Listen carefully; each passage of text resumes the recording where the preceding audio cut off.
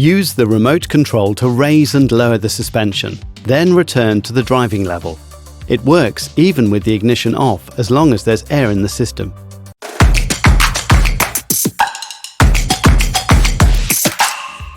Use the remote control here to set the ride height. This is the up control with its activation light. And this is the down control with its activation light. To store a height, press the button for at least 5 seconds. And to retrieve the memory, press for 3 to 5 seconds. After changing from the default driving position, press this button to return the vehicle to the right height. When starting and when you exceed 10 km an hour, the vehicle automatically returns to the default drive height.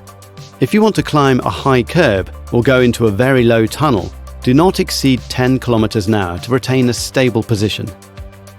However, ensure you return to the level after a loading phase to limit tyre friction on the mudguards. And finally, use the stop button to stop all movement. Suspension adjustment can still be active even with the ignition off. Simply activate the standby control after modifying the height. This function lets you save battery power and close your vehicle.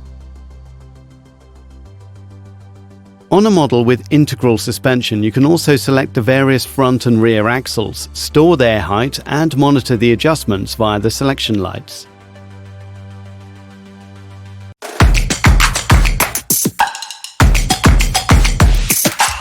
On a model with lift axles, press the top of the switch to lift the axle. The indicator light on the dashboard comes on. Press the bottom of the switch to lower the axle. In auto position, the axle lifts automatically above 5 km an hour if the vehicle is lightly loaded. The load shedding control optimizes vehicle traction. Press the button once to load the axle to maximum. Press again to overload to gain more traction and get out of difficult situations as long as you keep below 30 km an hour.